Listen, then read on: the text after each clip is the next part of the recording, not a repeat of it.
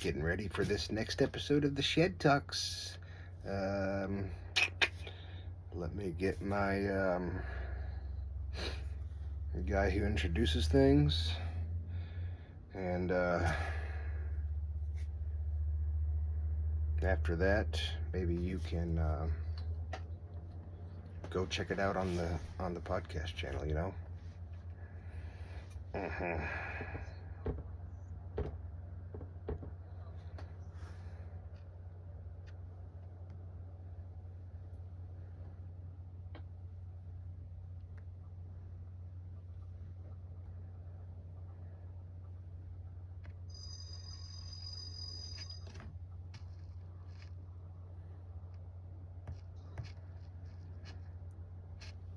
Welcome to ShedTalx, brought to you by Sheds. Ooh, we got a shed today for you, baby. I bet you ain't never been in a shed like this before. We did some real hard work. You know what I'm saying, girl? Alright, here's your host. The host with the most. He likes sheds, maybe not as much as I do, but he likes sheds. So here's ShedTalx, brought to you by Sheds. Yeah, bitch, get you one.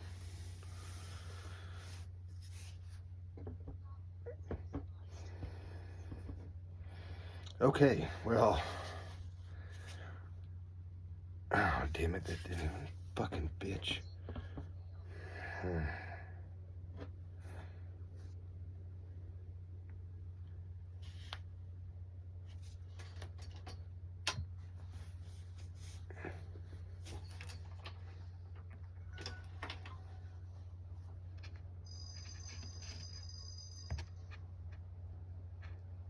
Okay, yeah, here we go. ShedTalx is coming at ya. ShedTalx, brought to you by Sheds. Sheds everywhere, baby. Ooh, I love a good shed. Damn, you can get some shit done in a shed. You should have seen what I did in this shed today. Oh, yeah. It was fucking awesome. I walked out rock hard after that. Because I fell on my head and I got this little scar here and it's got all hard and shit. So, let me go ahead and bring in our host here. He's another fella that loves a good shed. Maybe not as much as I do, because I mean I really love a good shed. But this motherfucker cool. He likes his sheds too. He's all right. And here he comes right now, Mr. Shedman. Here he goes, Shedman. What you gonna do? What you gonna do when it get in you? ShedTalx, brought to you by Sheds. Get you one, bitch.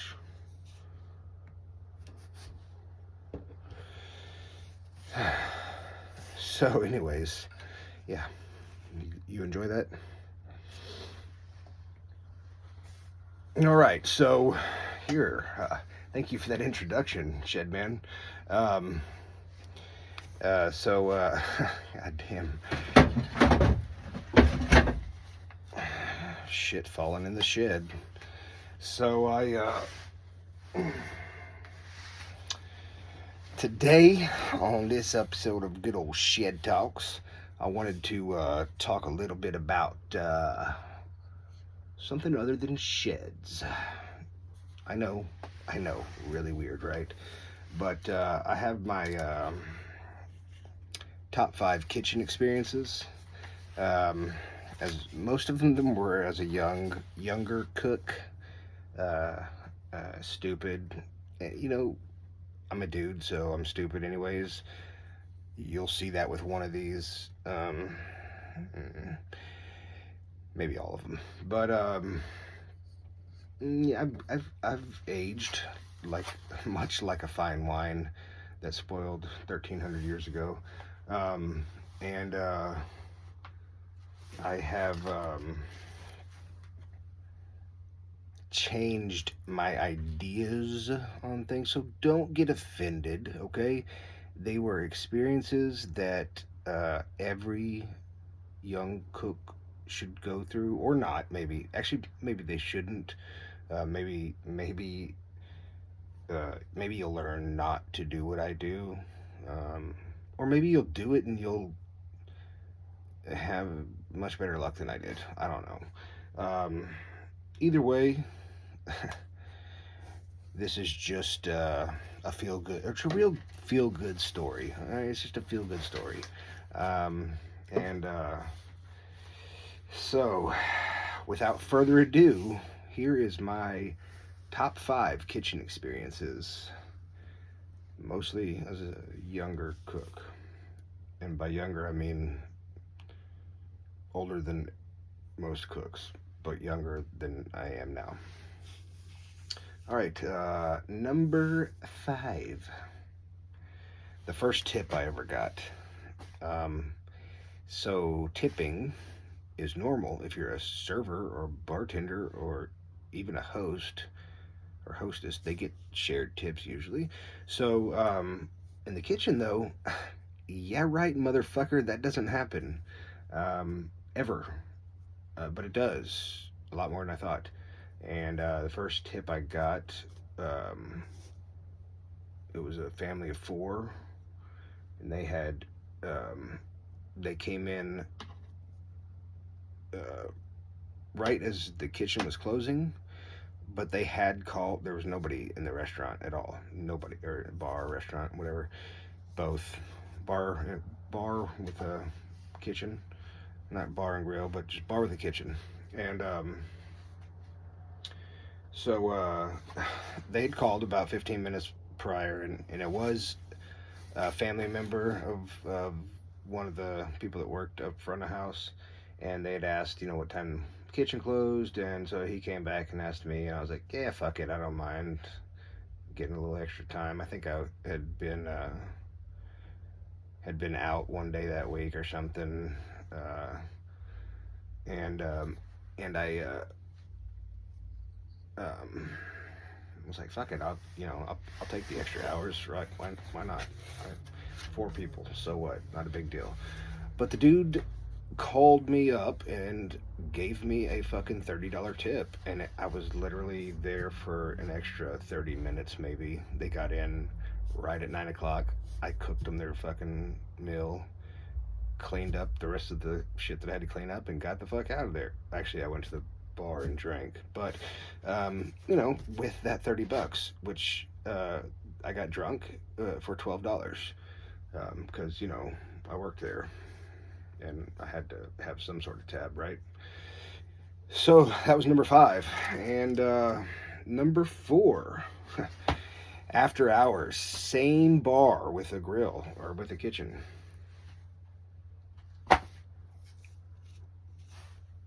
There was somebody spilt salt on the bar top. One of the bartenders had spilt the salt that he found in this little baggie that he had in his pocket in his pants, and so the salt spilt on the bar, and we were all getting drunk, and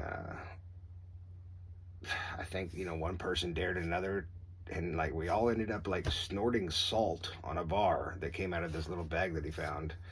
That was real stupid. It burned, and we drank a lot that night. And it was probably a stupid idea, but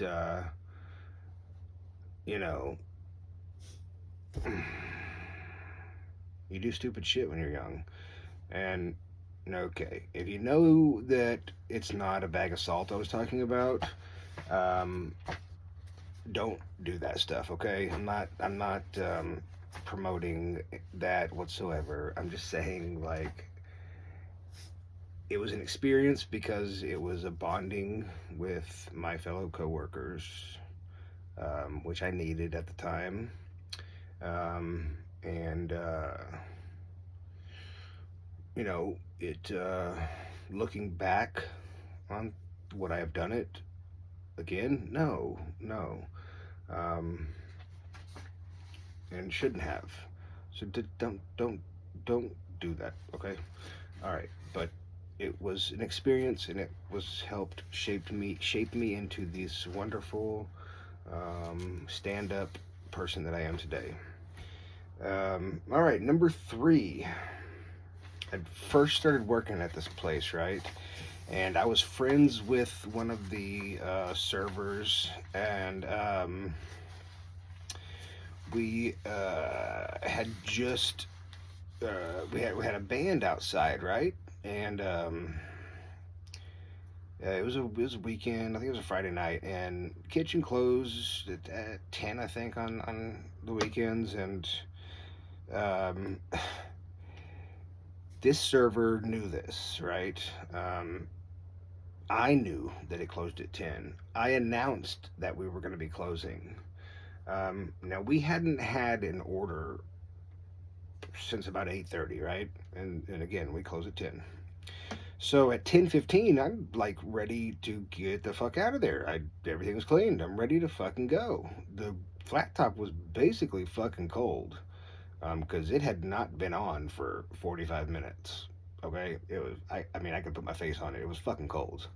The fryer, like it burned if you put your hand in there.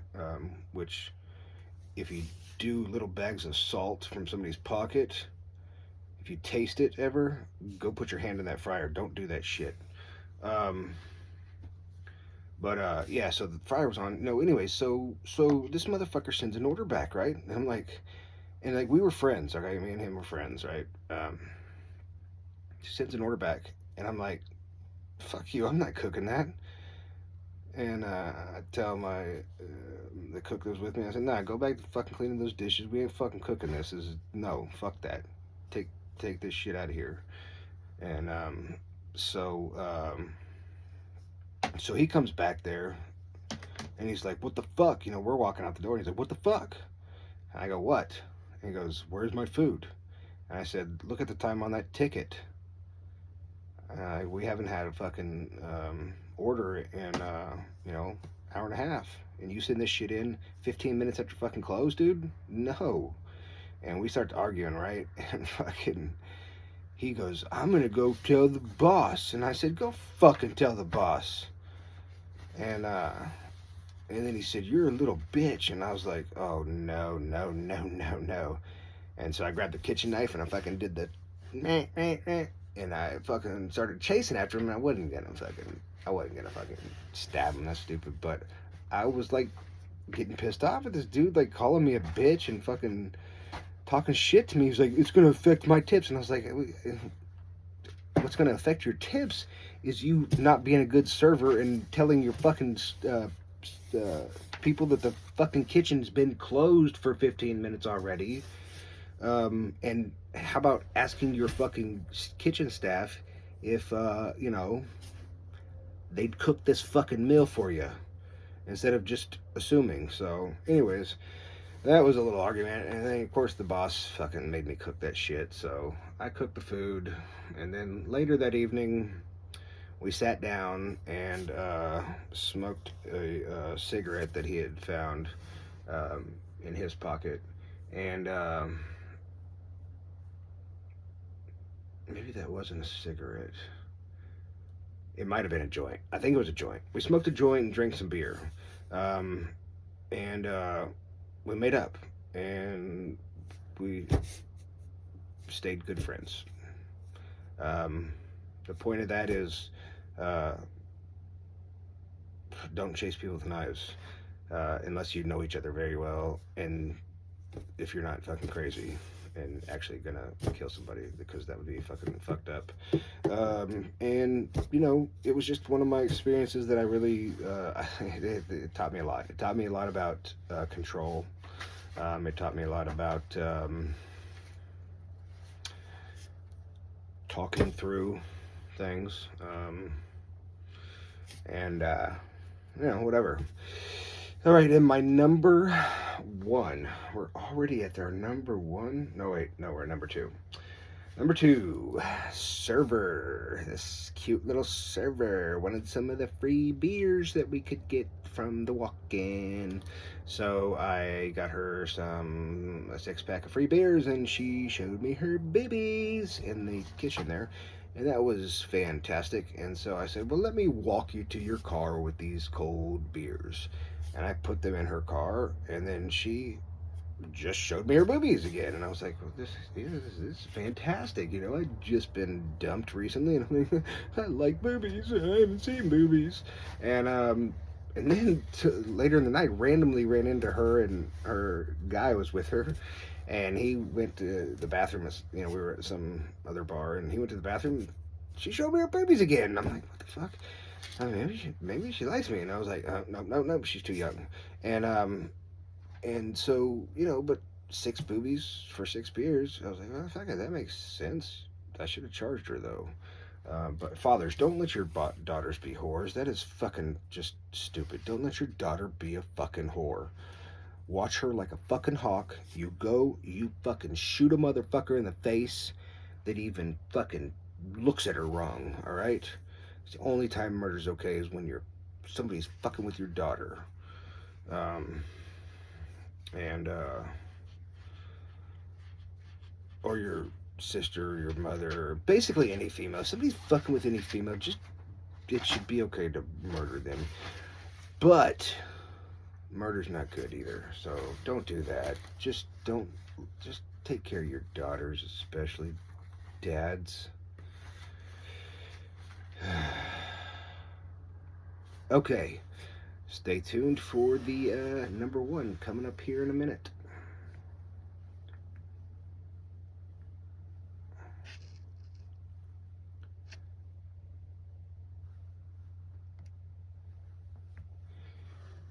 Yeah.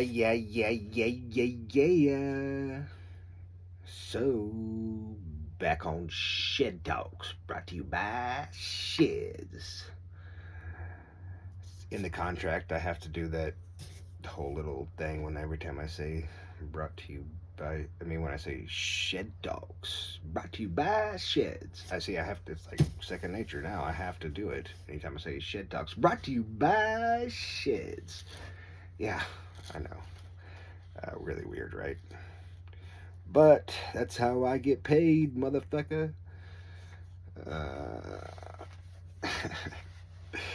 So, the number one kitchen experience.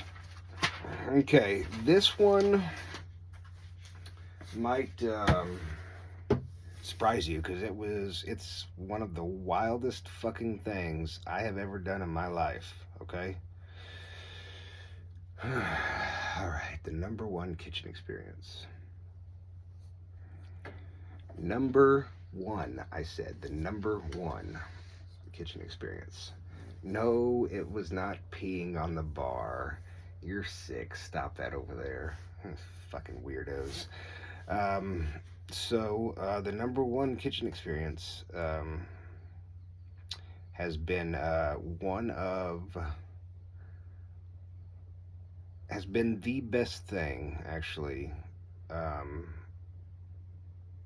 from that it's been the best thing being a cook, the thing that I get to experience, which started from the very first place and has continued to every place since. The number one thing. Can you take a guess? Can you take a guess? Can you take a guess?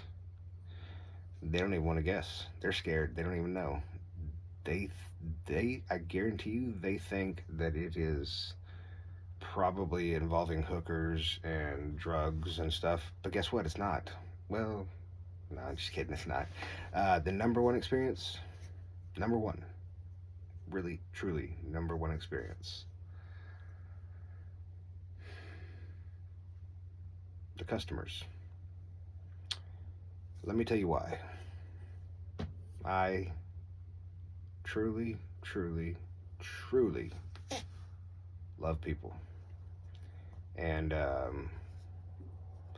I I do love food, obviously. I wear it on my arm. I live it in my heart. And um, seeing people like smile when they eat my food is one of the most rewarding things um, I can experience. I've gotten $100 bill as a tip before, all right? But that smile on somebody's face, or, you know,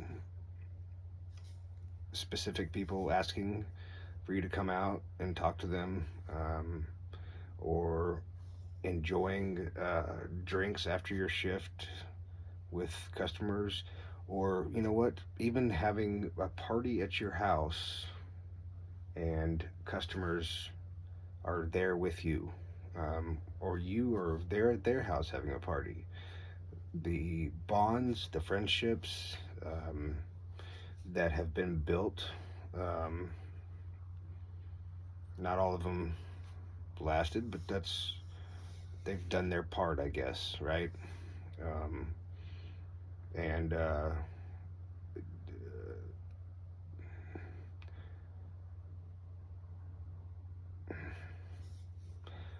there's, I gotta say something real quick. Some of those that didn't last, unexpected. Some of them very unexpected, and there's various amounts of reasons why they did not last.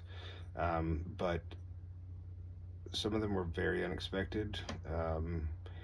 Some of them have hurt. The reasons why have hurt, and some of them, I even found out, like, it was just a fucking facade. The whole thing was a facade. Um, well, what you gonna do about that, right? Yeah, it sucks, and you're gonna, you may or may not fucking dwell on it for a while. I tend to dwell mostly. I tend to dwell. Um, uh, I, working on that. I'm pretty good about it most of the time, but there are times where, man, it just gets fucking Jesus, kill me now. But there have been so many good experiences that have just outweighed that. Um, and there's in this little place, my first big boy job in the industry, first official big boy job. Um, uh, Dr. Pepper ribs, right? Dr. Pepper glazed ribs that I did as a special. Um, I actually did variations. I did orange soda glazed. I did root beer. I did grape soda one time. That was fucking interesting. But like, people loved them. But the Dr. Pepper ribs, right? This customer and his wife and their two daughters came in all the time, at least twice a week.